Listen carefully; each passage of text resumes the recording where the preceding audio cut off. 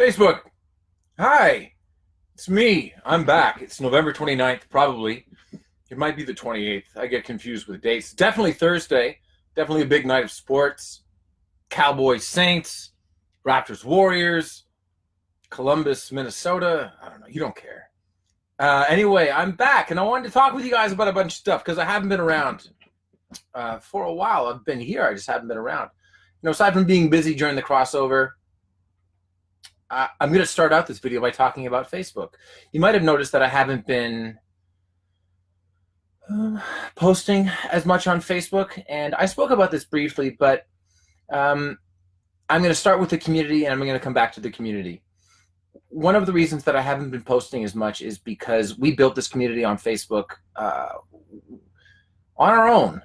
People followed the page either because they liked Arrow, or they liked me, or they liked charitable stuff, or they liked workout videos, or they liked the random level of interaction that wasn't really as prevalent back in maybe 2014 or thereabouts when I really started to build out the page.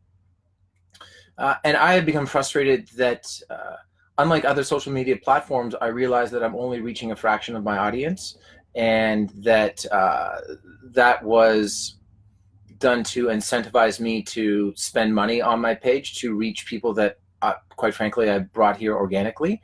Now, Facebook is allowed to do whatever they want, and I think it's disappointing. I literally sold my stock in Facebook. That being said, I've thought a lot about the community that we built here, and I think it would be unfair to me to take out some of my personal or professional opinions about Facebook and punish the people that came here in the first place. So what I would say to you is, if you're a fan of this page, when you see content here, whether you like it or not, if it's something that you find interesting, share it. Because I can't share it as much anymore. And that's unfortunate. But whatever. What are you going to do? Maybe one day the algorithm will change. You should listen to the Daily, actually, from a couple of days ago, maybe a week ago. It's called What Facebook Knew When. It's a tremendous read. Whatever, my page is definitely going to get canceled now. Okay, so next. So anyway, I'm back, and I'm going to try to post here more regularly and not let it hurt my heart that I used to post when I had 2.5 million people here, and the post would get 150,000 likes, and now I post, and the biggest posts get like 18,000. Whatever. What are you going to do? It's just my ego. I'll get over it. I invested in Amazon, by the way. I took all the money that we had invested in Facebook and I put it in Amazon. Whatever, they're going to cancel my page. San Jose this weekend. I'm very, very excited. I haven't been to see everybody in a while. It's been a minute since I did a convention. It's actually been since Australia back in June. Lot of conjecture. I don't have any problems with conventions. I simply did a bunch, and I looked at my fall, and I looked at how busy it was going to be, and I thought about a couple of times over the past few years where I have put too much stuff on my plate, and it has ultimately backfired on me. So I wanted to make sure that I gave this fall the proper attention between the 7th season of Arrow and this very, very adventurous storyline to do with prison, the crossover, which was proving to be bigger than any crossover that we had done previously, even if it didn't necessarily involve as many shows. The 150th episode, the reintroduction of me, which happens on Monday, out of prison and out of the closet, so to speak, as Green Arrow. I just wanted to make sure that I gave it its proper attention. I'm also a huge Rams fan, and I get a chance to go to maybe 8 home games a year, and I don't know when the schedule is going to come out, so I felt a little bit intimidated booking up my fall and possibly missing out on those opportunities because they're very important to me and my wife. I know it's just sports, but it's important to me. Some people, they don't want to miss a figure skating competition. I don't like to miss Rams home games. So there we are. But anyway, I'm very excited to be in San Jose this weekend. I'm working all night tomorrow night, so I'm flying into San Francisco.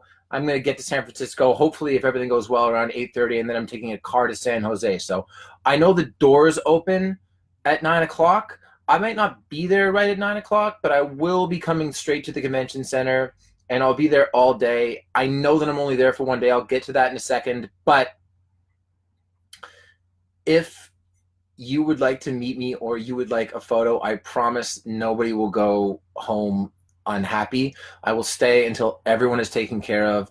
And then we're heading to the Knocking Point party, which will be a lot of fun. We don't have any tickets left available online, I don't believe, but there should be some tickets available that day at the Knocking Point booth. A select few. I believe Zaka will be there and he'll take care of you. So if you're interested in coming to the party, go see him fairly early in the morning and it'll be all good. So why am I only there for one day? Well, very, very manly reason. I need to be home the next day for my daughter's production of Annie. I couldn't make that up.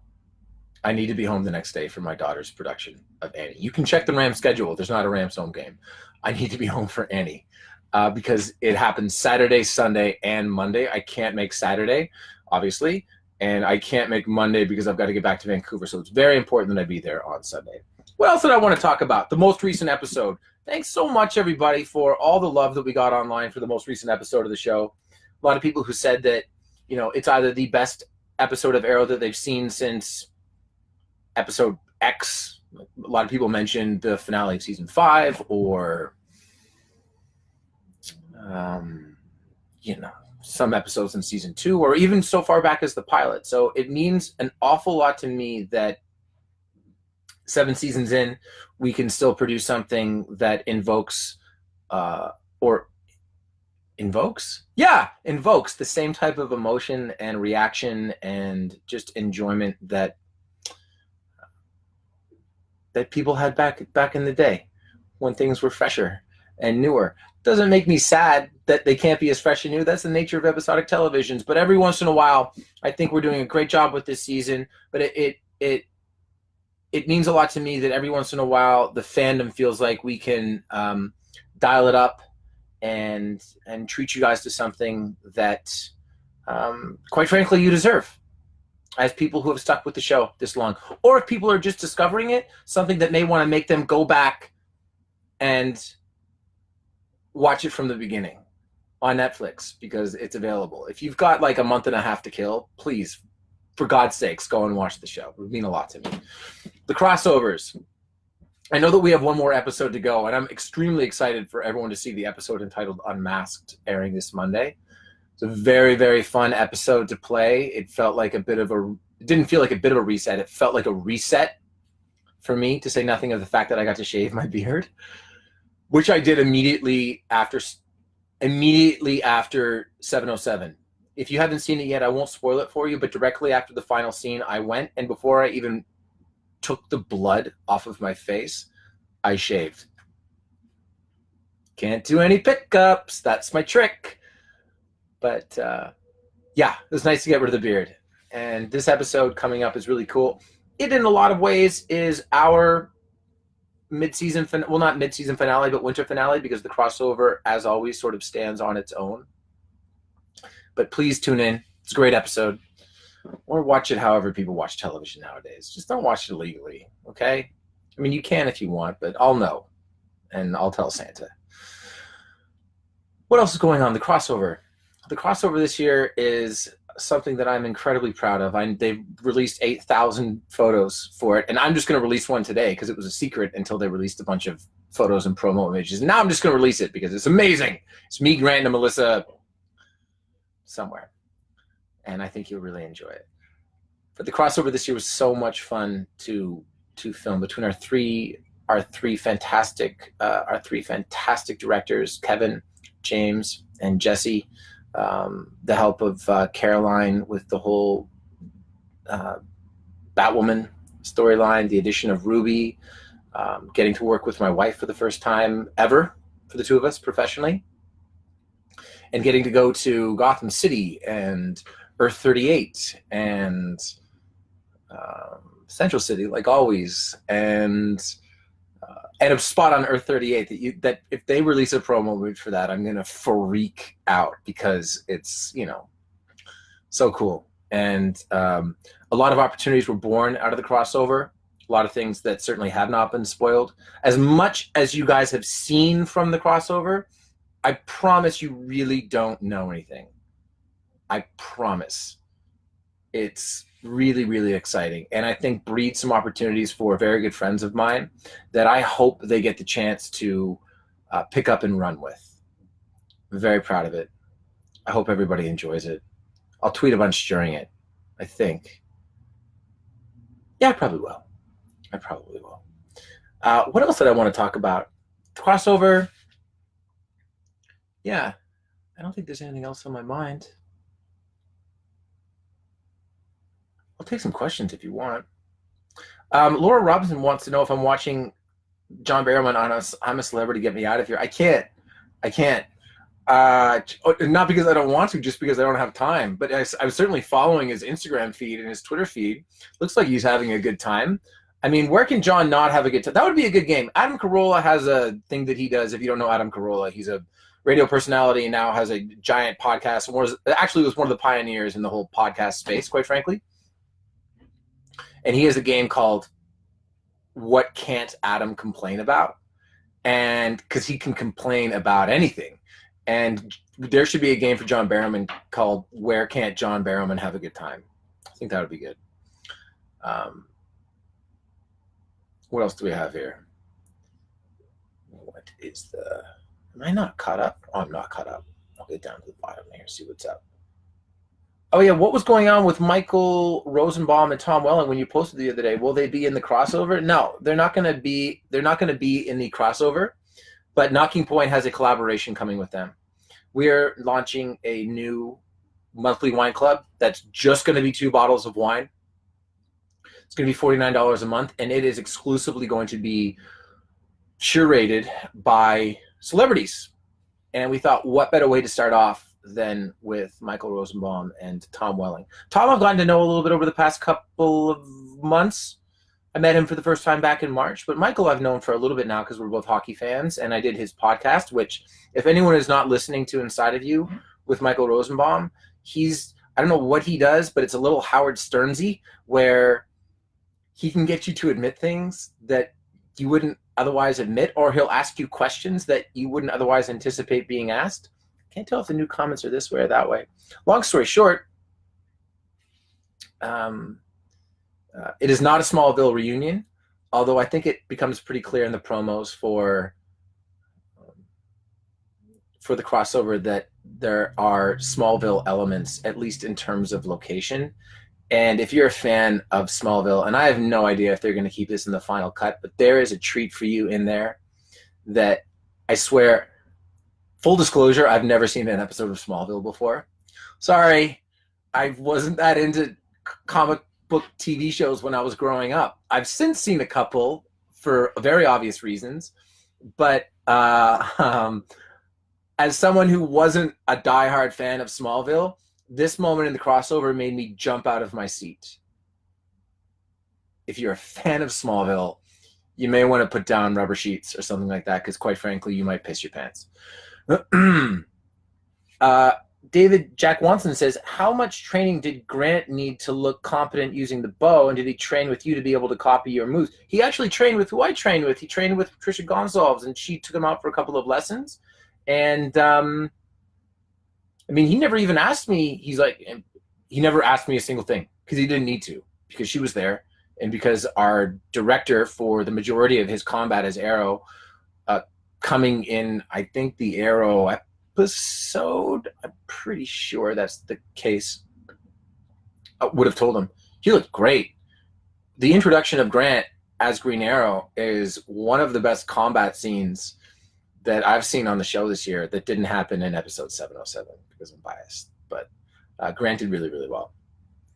Oh yes, do we have any code updates? Can't wait, longest wait ever, worth it, says Catherine Wright. We do have some Code 8 updates, which is to say we're going to have some Code 8 updates soon. We know when the premieres are going to be. At least I do.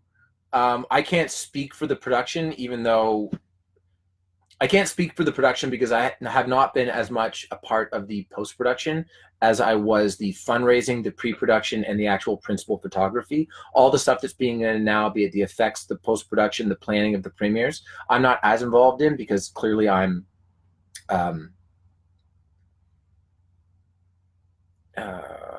working, but it's coming soon, and what I've seen of the movie is really fantastic. I had to do some temp ADR for it, some temp dubbing for my voice, and I'm I'm watching some of the effect shots come in and just the music be put in the background, and Jeff's doing a wonderful job, and Rob set the cuts down to X number of minutes. And I mean, if I could enjoy it watching it in Amsterdam, even though I'd not partaken in any of the things that Amsterdam has to offer to enjoy it. I was stone cold sober, I swear to God. But to be able to sit and watch it with temp music, a lot of storyboards for things that we were going to pick up in a couple of weeks, no effects whatsoever, which is a huge component of the movie. For me to be able to enjoy it like that says a lot. It really does. So thank you for your patience. I know that a lot of people are not getting frustrated, but it has been a minute, and it always was going to take a minute. So maybe we could have communicated that better, but nonetheless, I think that the wait will be worth it. Okay. Antonio Alvarado says, is there going to be another villain this season? I know Diaz is a series regular, but that doesn't mean he's the main villain. That's correct. That is correct. Couple more questions here, guys. Robin Zupo says, are we going to see more of Stan in the near future? I love how people call him Stan and not Stanley, my buddy in prison who turned out to be a total sociopath. Look, if he escapes from prison and he's alive, probably see him again. But I'm so glad that people responded so well to Brandon. It was really fun working with him. You know, I was very isolated during that stretch from people that I'm so used to working with all the time, Emily and David and Rick and Juliana and Echo, and I'm going to forget somebody, and it's really not on purpose, but I was isolated. And, oh, Katie, I'm sorry, Jesus. But I was isolated, and that was very difficult. So, you know, Brandon and I got a lot of work to do together, and Michael Jai White, who I thought the reaction to Bronze Tiger in that episode was amazing, Cody, Vinnie Jones, all the people that made my stay at Slabside a little bit more palatable, and the storyline for Steven a little bit more palatable. I appreciate them. But Brandon was fantastic to work with. A shout out to Colton from his mom, Heather. A lot of questions about Stanley. I get this question all the time from Nikki Mathis, who says, do you think that you will ever direct an episode? No. David Ramsey just finished directing his first episode. He let my daughter direct a couple of scenes, but it's not going to say her name in the credits. It'll say his name in the credits. It was wonderful being directed by him, but it also proved to me the reason that I don't want to direct an episode of the show, because he had to be out of the previous episode for prep. He had to be out a little bit of the next episode to go and cut it, and shooting scenes where he was in but also directing. I wouldn't say it was a quagmire, but it wouldn't be something that I would enjoy. I've also geared so much of my time over the past several years making sure that I get time off. So it would be a little bit hypocritical to come back to them and say, well, yeah, I want time off, except when I want to direct, and I want to direct. So no, we've got enough good directors. We really do. Mike says, will Code 8 be a theatrical release or via streaming? That is TBD. Very much TBD. The premieres will certainly be in theaters, but where it ends up thereafter, very much TBD. Oh, and I have a semi-announcement to make. It's not finalized, but I'm doing another big international con again this year that I'm very excited about. And we're going to be working Code 8 into it a little bit, which I'm doubly excited about. Going to do another big, long trip, which I'm triply excited about, because it's getting to that time of year where it's not. I never think about the end of the shooting year until we get to the Christmas break, and that stretch post Thanksgiving, pre-Christmas break always seems to stretch on for a little bit for me, because when I come back for Christmas break, I can see the light at the end of the tunnel. Not that I'm an indentured servant by any stretch of the imagination. I love what I do, but it is a long shoot. It's shorter this year by one episode, which doesn't seem like much, but it's a lot to me. So yeah, I'm excited. I can't even remember what the question was. Oh, I was just sort of making an announcement and saying I was triply excited, which is not a word. Okay. Sorry. Okay, one more question. Oh, a little shout out for Eric Arnell to his 5-year-old daughter, Isabel. Well, Eric Arnell, a lot of people call me Stephen Arnell. Not so much anymore, but once upon a time, Stephen Arnell was a very common saying. Jonathan Cunningham says, do you have any major movie roles in the works? I do not, actually. Turtles was in my mind, a wonderful experience and a very successful experience for me. I know that obviously the movie didn't meet the box office expectations of the first one, but I thought overall it was generally better received. But nonetheless, its success or failure didn't live or die on my shoulders, and I thought that that experience for me, I acquitted myself very well through it. I thought that I put forth a good effort, showing that I was capable of promoting a film and going through that process for a major studio, which I think will bid me well in the future. But concurrently, I went and I filmed Turtles 4 days after we finished production on season 3, and I came back from Turtles 2 days before we started production on season 4. And that took its toll. And then the entire press tour was between season 4 and 5. So I think so long as I'm on the show, unless there's a very specific project that comes up, like Code 8, I would do that. But even now, my entire hiatus is spoken for with commitments from projects that I've done previously. So I haven't really engaged that much in prospective movie projects, but that's certainly a step for me that I would like to take, be it shorter run television series or feature films. It's something that I would like to dip my toe in and that I'm very excited to test out in the future. Okay. Oh, yeah. One thing that I wanted to address, because I got this question, and I'm surprised I haven't seen it when I've been scrolling through. And then I'll say one Knocking Point thing, and then I'm probably going to do a shorter Knocking Point video on the Knocking Point page. Everyone noticed that Diggle wasn't in the shot at the end of the air episode on 707. Sometimes, in the quick turnaround of producing these television shows and adding in the special effects and adding in all that stuff, things get missed. It got missed. It'll get fixed. Sorry. What are you going to do? Wasn't the best. Didn't sit well with a lot of people who are really invested in the show. Not that people who do the VFX aren't, because they certainly are and they work their asses off. But mistakes get made. It's unfortunate that it was the last shot of the episode, but shit happens, change your pants. If you stream it in the future, or if you watch it at a later date, I don't know what that sound is, by the way. It's possibly that it's my Slack for Knocking Point. If you watch it at a later date, I swear to God, Diggle will be standing there. So maybe just imagine him there now. One more Knocking Point thing. I'm going to do a video on the Knocking Point page, so you can find it at facebook.com/Knocking Point. I'll link to it here after I do it. Just sort of do a State of the Union and talk about stuff that we have coming up for you guys.